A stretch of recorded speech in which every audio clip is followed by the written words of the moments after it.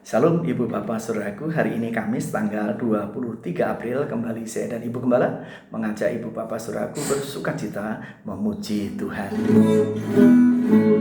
Dia yang ku cari, Dia yang ku puji, Dia yang ku rindukan.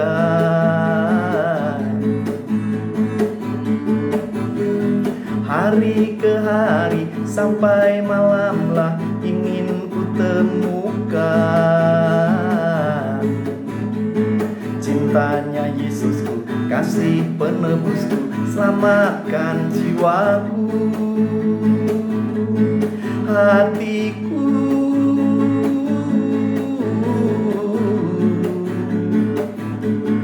bagaikan musafir lalu, jiwaku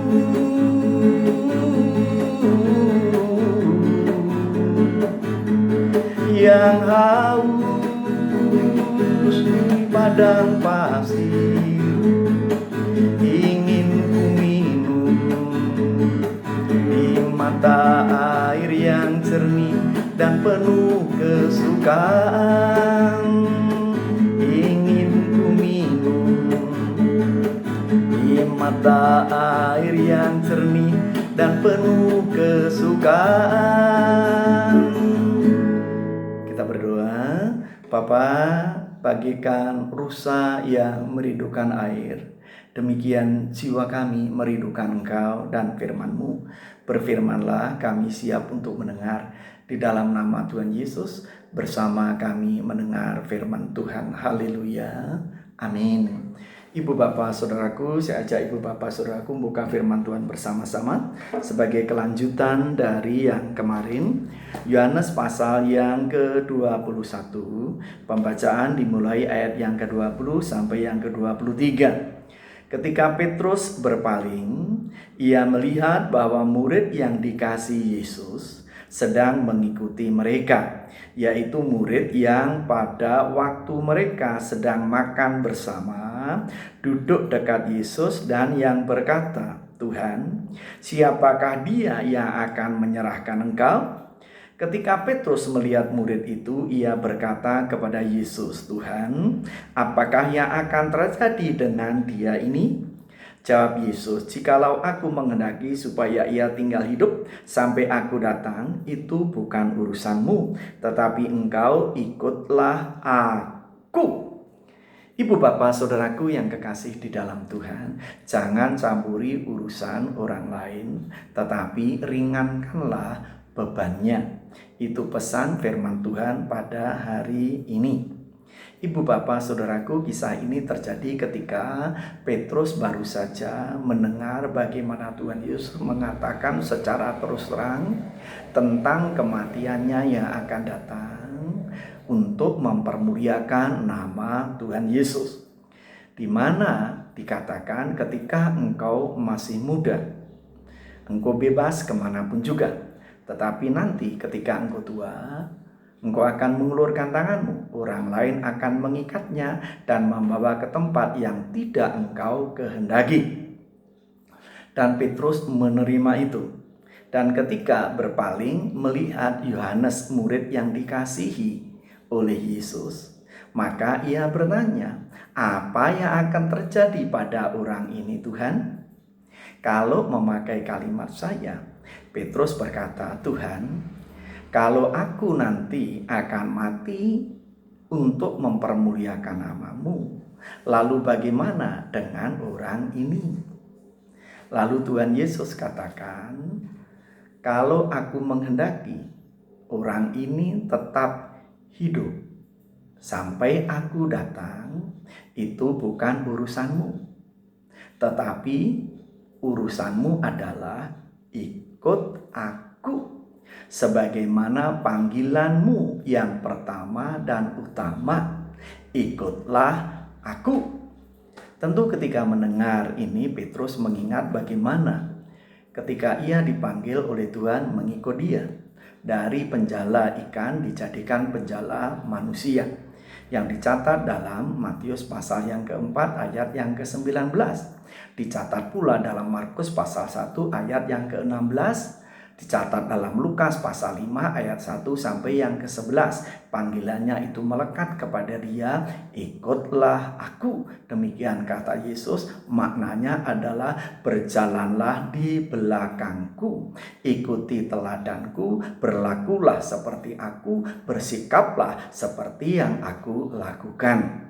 Di mana Tuhan Yesus tidak pernah mencampuri urusan orang lain, tetapi meringankan bahkan mengangkat beban orang lain. Ibu bapak saudaraku, pesan Tuhan ini untuk ibu bapak saya dan saudara. Jangan campuri urusan orang lain selama urusan itu tidak mengena dengan urusan kita secara langsung, tetapi ringankanlah bebannya. Pertanyaannya adalah bagaimana caranya? Ibu bapak saudaraku, pernah dikisahkan seorang ibu muda ditinggal mati oleh suaminya, ditinggali 2 anak. 1 anak perempuan umur 6 tahun, 2 anak perempuan umur 4 tahun. Dan untuk menghidupi kedua anaknya dan dirinya, ia memanfaatkan peninggalan satu-satunya dari mediang suaminya, yakni sepeda motor, dengan menjadi ojek online atau ojol. Hari itu seperti yang disaksikan ibu bapak, dari pagi sampai menjelang malam. Maksudnya jam 9 malam, ibu ini belum mendapat pesanan satupun juga. Dan saat itu juga mereka belum pada makan. Ibu ini hanya mengasih makan siang tadi anaknya roti yang seharga 2.000. Di kantongnya masih ada uang 10.000, antisipasi kalau nanti ada pesanan untuk membeli bensin dan berjalan sebagaimana sang pemesan. Dan jam 9 tepat ibu bapak saudaraku, ada pesanan masuk untuk ibu ini mengambil makanan di salah satu rumah makan. Secepatnya ibu ini pamit kepada anak-anaknya, lalu starter sepeda motornya secepatnya ke pom bensin untuk isi uang 10.000 itu, dan secepatnya ia komunikasi dengan sang pemesan bahwa ia sedang OTW menuju restoran sebagaimana yang ditunjukkan oleh GPS-nya. Ibu bapak di tengah jalan itu ia mendapat pesanan bahwa makanan itu tidak perlu diantar kepada sang pemesan, tetapi untuk dia dan anak-anaknya. Dan ibu ini berkata, terpujilah nama Tuhan. Tetapi ketika sampai di restoran, sebagaimana ditunjukkan GPS, restoran itu sudah tutup. Lalu secepatnya ibu ini menghubungi sang pemesan sambil mengarahkan HP-nya kepada restoran yang ditutup itu, lalu memoto serta mengirimkannya dan berkata bahwa restorannya sudah tutup.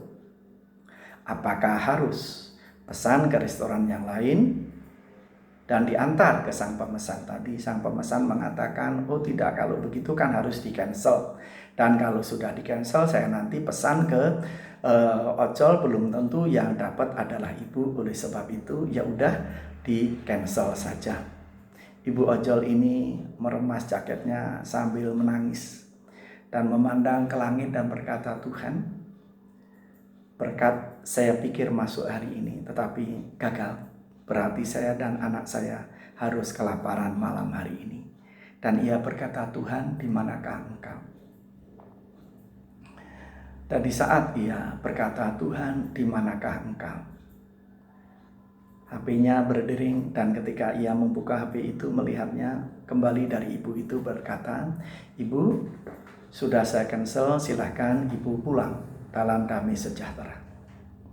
Ibu ini menangis dalam hati dan kembali memandang kepada langit. Tuhan, habislah sudah harapanku. Sekarang aku akan pulang dan anak-anakku akan kelaparan. Dan saya kembali bertanya, Tuhan, di manakah Engkau? Dan ia berjalan pulang dengan sepeda motornya. Di tengah jalan ada bunyi di HP-nya, ting. Dan ketika ia melihat di HP-nya, ia terkejut karena ada 100.000 uang masuk melalui OVO ke rekeningnya. Secepatnya ia berhenti dan ia menelpon kepada ibu pemesan yang tadi mengcancelnya dan bertanya, Ibu, benarkah ini? Ibu tidak berbohong bahwa ada uang 100.000 rupiah masuk ke rekening saya via OVO. Ibu itu mengatakan, oh tidak, saya tidak berbohong, tetapi 100.000 itu sengaja saya persembahkan kepada Tuhan melalui ibu untuk ibu dan anak-anak makan. Ibu ojol ini menangis sejadi-jadinya dan kembali memandang ke langit dan berkata, Tuhan, ampuni saya karena saya meragukan keberadaan. Dan sekarang aku mempercayai firman-Mu yang mengajar kepadaku bahwa Tuhan tidak pernah mengizinkan ujian melampaui kekuatanku. Secepatnya ia hidupkan motornya dan ia belikan makanan anaknya dan ia pulang dan menikmati makanan bersama dengan anak-anaknya. Bagaimana dengan ibu pemesan tadi? Seperti yang dikomunikasikan hari berikutnya, bahwa ibu itu mengatakan, sepanjang hari ia berdoa kepada Tuhan, Tuhan dalam masa isolasi ini, apa yang bisa saya perbuat untuk Tuhan? Dan malam itu Tuhan gerakkan untuk dia memesan makanan, lalu berlanjut untuk mentransfer 100.000 ke rekening ibu ojol itu. Ibu bapak saudaraku, di dalam Tuhan, memberi dan menerima, hukumnya dua-duanya diberkati.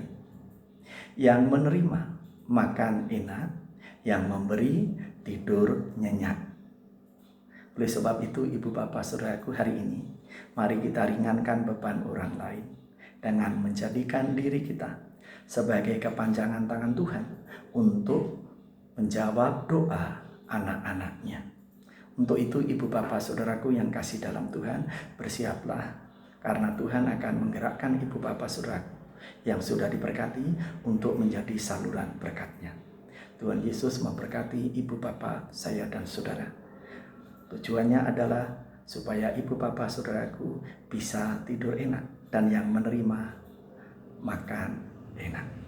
Mari kita berdoa.